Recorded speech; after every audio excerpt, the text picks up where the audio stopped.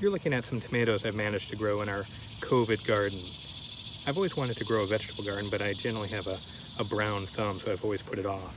But with COVID, I figured, why not? What have I got to lose? Now I've been away for 2 weeks, so things have gotten a little bit out of hand here, and definitely behind in some of our harvesting. But just look at this cucumber here. This thing is massive. Also in here we've got some rosemary, some parsley, cilantro, basil. We've got some green beans and peppers. But it's these tomatoes, these pomodoros, as my Italian grandmother-in-law might call them, that have really made a difference, not only in my gardening confidence, but also in my professional life recently. Welcome to the Wednesday Watch. It takes a lot of hard work and discipline to be creative and original. And finding the time to focus and give yourself that undivided attention that's needed is really a challenge. But even more so during COVID, with its endless Zoom meetings, intrusions from family, and just about every other bombardment from text, email, Slack, etc.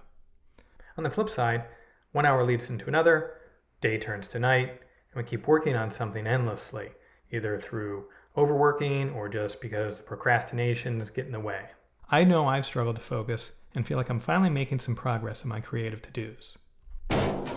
That's where the tomato comes in. My good friend and former colleague, William Tiki, was a big fan of the Pomodoro Technique. I've decided to use it again, and it's helping me with my creativity and focus. The goal of the technique is to reduce the impact of internal and external interruptions while also trying to limit burnout and exhaustion. The Pomodoro Technique works well for creativity because the time allotted for each Pomodoro is brief. It's only 25 minutes. This acknowledges the limits of our ability to focus and also realizes the intense nature of creatively exerting yourself. Using the Pomodoro also gives you a finite endpoint, so you don't work endlessly and risk creative burnout. Here's how it works. Step 1. Choose a task. It can be a small item or part of a bigger project. What's important is that it is something that requires your full, undivided attention. Write it down, put it on paper, like I've done here. This puts it out in the world and lets everyone know that you're working on something that requires your undivided attention. It also gives you something to kind of hold you accountable. Step 2. Set your timer. Francesco Cirillo, the developer of the Pomodoro, encourages a low-tech approach. Use an actual kitchen timer or something like this visual time timer that I've been using. The idea is that by physically turning the dial, you engage your senses, making it all the more tactile and real. Set the timer for 25 minutes. Any text, email, etc. can usually wait 25 minutes for a response. Again, the short time frame really facilitates that intense concentration and knuckling down. Step 3. Do the work. Immerse yourself in the task at hand. Black out the interruptions. Close the door, mute your phone, turn on your Do Not Disturb, even change the AFK message to in a Pomodoro. I used to stop by Tiki's station all the time and I'd find him to be in a Pomodoro, and I knew enough to respect him and come back later to ask those questions. If the timer rings before you finish the task, take a break and create an additional Pomodoro to finish the task.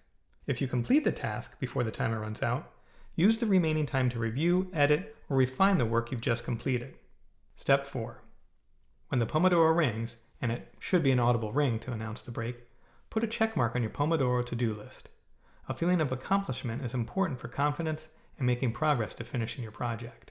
Step 5. Take a short break. After the timer goes off, take a breather. Get up, walk around, grab a cup of coffee, do something relaxing.